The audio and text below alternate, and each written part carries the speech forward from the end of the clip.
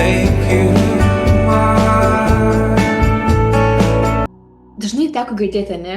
Moterys iš Veneros, vyrai iš Marso ir šios dvi ateivių rūšys niekaip nesusikalba. Ištisai klausimų, o tai kodėl manęs vyras negirdi, kodėl jis nedaro tai, ko aš pasakau, kodėl jisai toks ir anoks, kodėl pas jį atrodo pasaulis visai kitoks ir yra tekę atsiminti, kad vyrai savo galvoje turi dėžutes, moteris elektros greitkelius. Ir tas nesusikalbėjimas yra labai būdingas santykiuose. Ir šiandien nusprendėm jums duoti tokį kaip ir sveikatinimosi piliulę, APP vadinama, kuri tikrai gerina santykių imunitetą, kuri padeda geriau susikomunikuoti su partneriu ir pasiekti tam tikrų rezultatų santykiuose. Tai Neringa, pristatyk apie mūsų piliulę. Tai yra atjauta, pozityvumas ir pagarba, kas svarbu santykiuose. Jūs sutiksit, kad kiekvienas ryšys, kiekviena draugystė, kiekviena pažintis vienaip ar kitaip, mes į žmonės einam su kažkokia tai intencija, taip vadinam.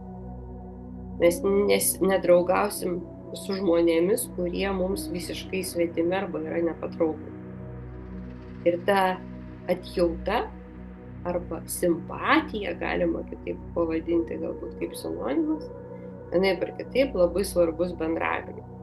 Taip pat svarbu pozityvumas bendravime, nes mes norim, kad mus nekritikuotų, o palaikytų, kad mus nenuvertintų, nepavydėtų galbūt, o tiesiog priimtų tokius, kokie esam, su mūsų gerom ir blogom savybėm. Tas pozityvus palaikymas. Ir taip pat labai svarbu santykiuose pagarba, nes mes negalim bendrauti su žmonėmis, artimai negalim bendrauti su žmonėmis, kurių negerbėm. Iš paprasčiausiai. Problema būna, kad kartais sunku tą pagarbą išlaikyti vyrui, pasitikėjimą tada, kai tu atrodo prašai vieno dalyko ir jis nepadaro šito dalyko. Kaip išlaikyti tą atjautą, suprasti, jis nepadarė šitokioj situacijai?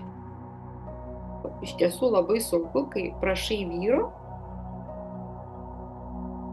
banaliausiai, ne kažkokios tai pagalbos, nežinau, ten kranas laša, lemputę reikia, elektros lemputę pakeisti, ten dar kažkaip tai padėti ir jisai pažada tuoj, bet neišeina.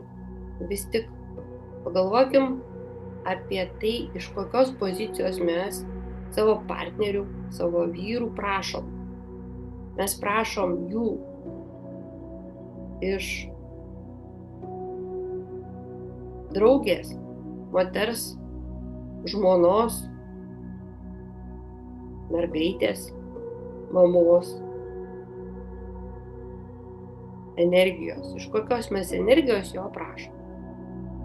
Mes prašom su padėk man, bet tugi žinau, kad tu nepadarysi.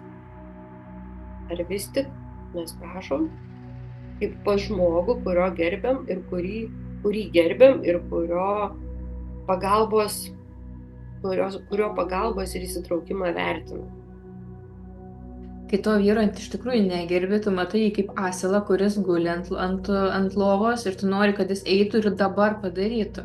Ir eini iš tokio piktumo diktatorius jau būsenos tokios, kad tu dabar privalai atsikelti staigiai čia ir dabar ir eiti padaryti. Ir jeigu tu to nepadarai, aš pati pasidarau praėjus ten 10 minučių nuo to paprašymo ir tada tu dar labiau tas vyras grimsta į tą asilo ten tą tokią jau etiketę. Bet jeigu tu matai tą vyrą vyrišką, tu jauti jam pagarbą, tu jauti tą meilę, tu logiška, kad tu prašysi kitaip. Tai mielasis, žiūrėk, man labai būtų faina, kad tu pakabintum tą lentyną. Viduj man gera, kai aš matau tave kabinant tą lentyną, man toks viduj net kyla, atrodo, aistros toksai jausmas. Čia jau galim šitokius meilužės tos pozicijos. Arba vyro prašai, kaip ir tikrai suaugusio, žiūrėk, pakabink tą lentyną, nes man taip nori susidėti daiktus, aš tu būčiau tokia dėkinga, jeigu tu tą padarytum. Ir tu supranti, kad tas vyras, tu matai jį, kai jis padarys. Kai jam ateis tas momentas, aš žinau, jo pasitikiu, jis tą padarys.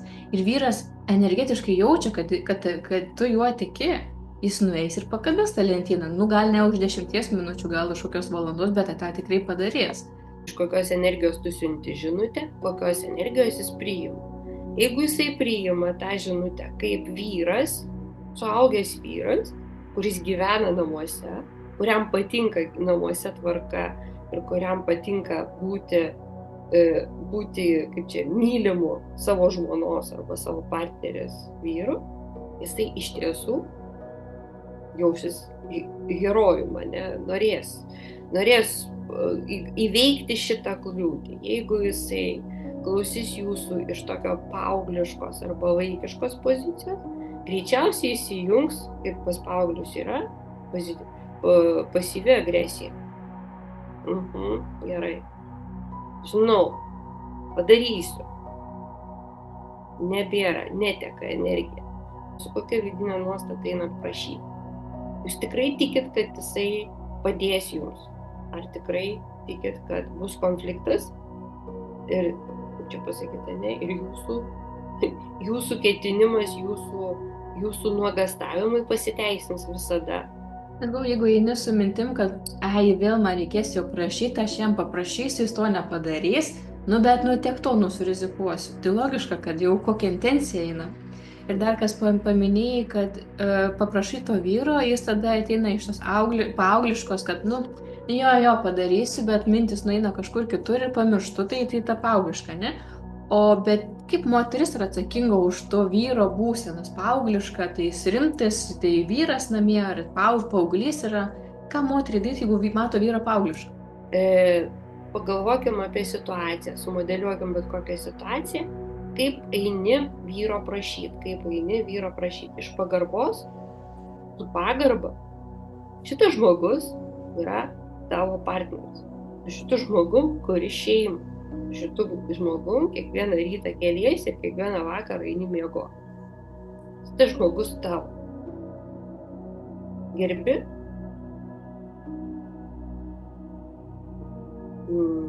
draugauji su juo, pasitiki juo, atvirauji su juo. Nesinorės. Ką tau sunku? Vėlgi nueiti ir pasakyti, ką tau sunku, aš jau 100 kartų prašiau ir taip toliau, pajauskit pačios. Tai kaip norisi daryti kažką, tai kai ateini ir pasakai, tai ką 100 kartų prašiau, tu negali pakabinti paprasčiausios lentynos. Įsijungia tiesiog agresija arba pasyvi agresija, ne, man sunku. Kaip vyras paprašo, nežinau, norėčiau šiandien vakarieniai kažko. Tai vėl aš tą vakarienę turiu daryti. Jūs lygiai taip pat atsakot pasyvi agresija įjungdama, jeigu ypač tai yra ne jūsų patiekalas arba ne jūsų prioritetas. Ten prie mūsų psichohigienos. Tu tiesiog turi šalia kito žmogaus gerbti save ir gerbti kitą žmogų. Kai pagarbos nelieka, lieka kontrolė, lieka agresija, lieka pasyvumas, lieka kažkoks tai noras iš pozityvumo tampa sarkazmu ir viskas sugriūna, visas tas bokštas arba ta pilis, kaip sakoma, kurioje tu gyveni, sugriūna, vien tik tai todėl, kad nebelieka šitų 3 komponentų, atjautos, pozityvumo, pagarbos. 2 žmonės sukuria ryšį, kuris tampa santykiais ir po to galbūt santykiai tampa santuoka.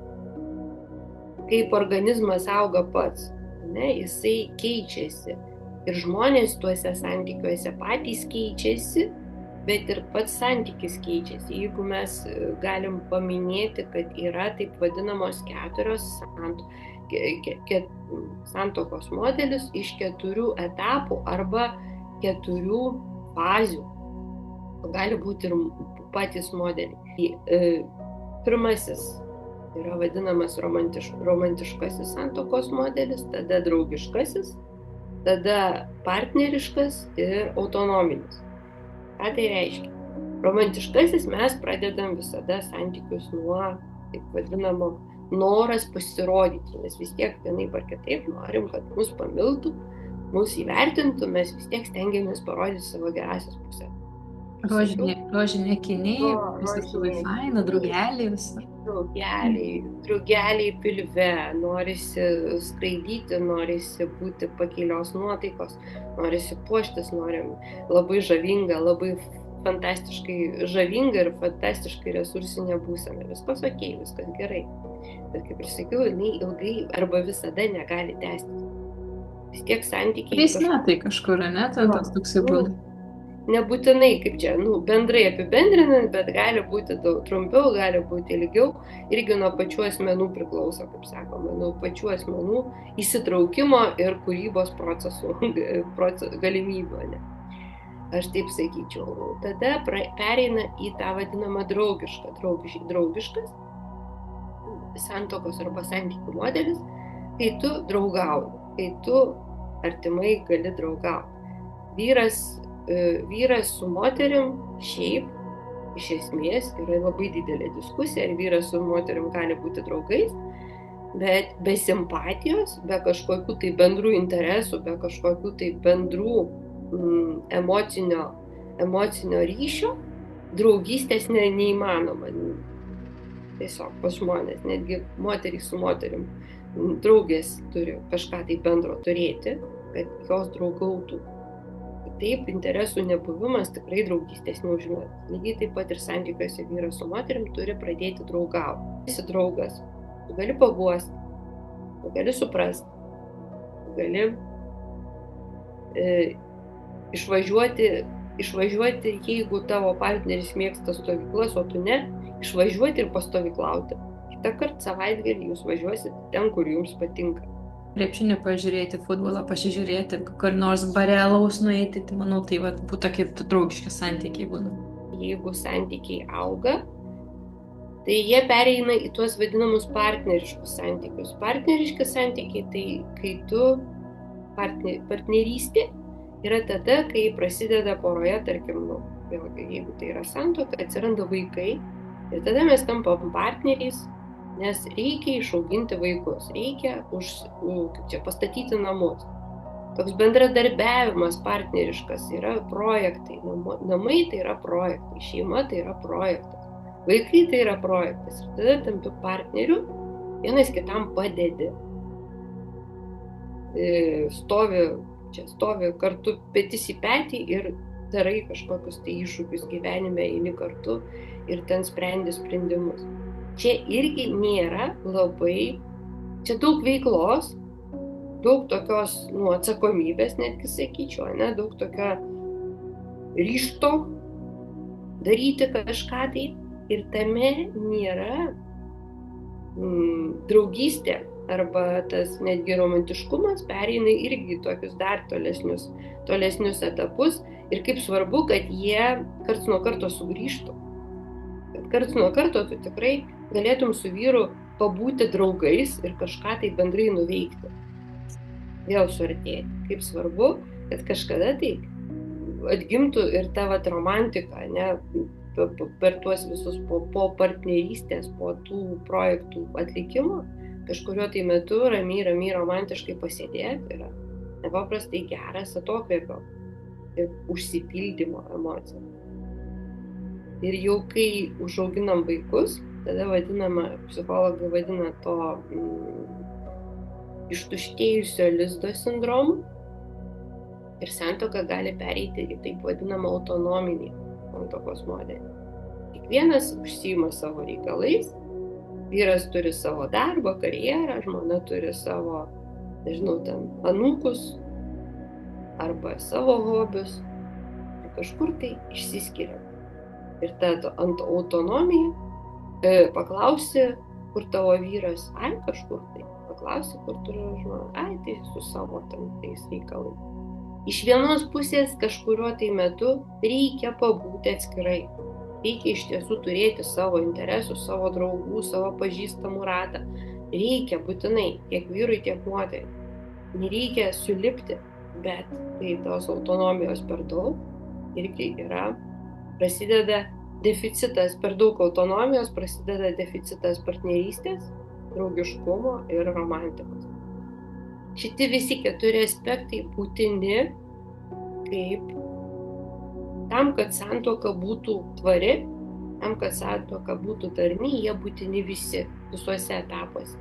Tas yra, manyčiau, moteriška ir vyriška energijos. Tarkim, tas romantiškasis labiau man atitinka pačiai kaip moteriška pusė, tos emocijos, romantika.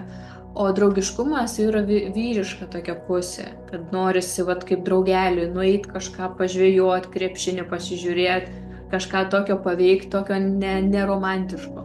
Tai vėlgi, tai irgi atrodo kaip santykiuose apjungianti yra moteriška ir vyriška energijos, kaip kiekvienam žmoguje yra tos abi energijos, moteris turi to vyriškos ir panašiai.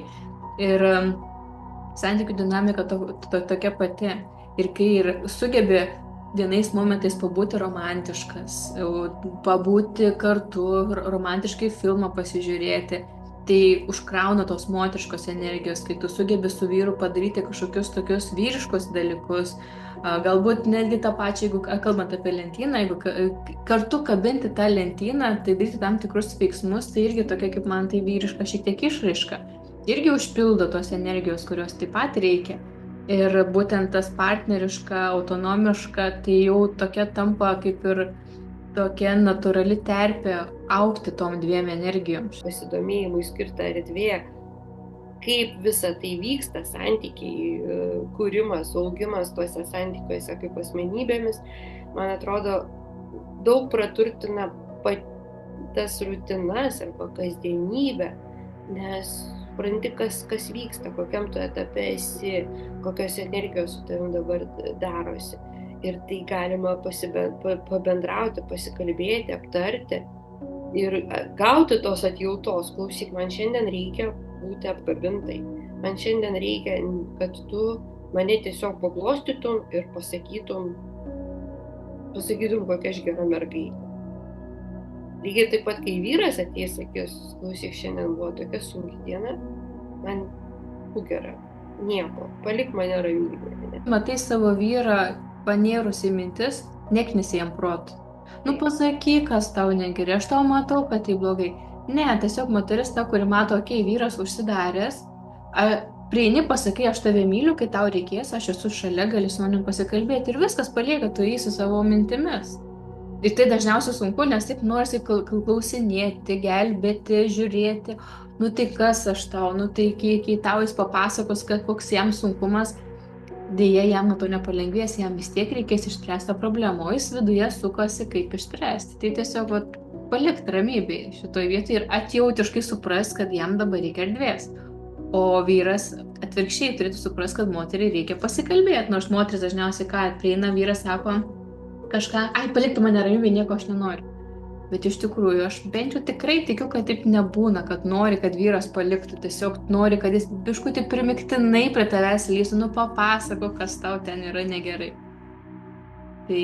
O jisai to nedaro ir tada tu turi teisę įsižeisti, kad jisai nepasielgia taip, kaip jam trūko atjautos, suprasti tave ir tada tu prasideda tie vadinami žaidimai, kuriuos mes galbūt aptarsim kitoje laidoje, apie Karpmano trikampį arba dramos trikampį, kitaip vadinama, nes ten yra irgi reikalų pas kiekvieną iš mūsų ir su savim, ir su artimaisiais, ir su vaikais, ir su tėvais, ir su visa visuomenė.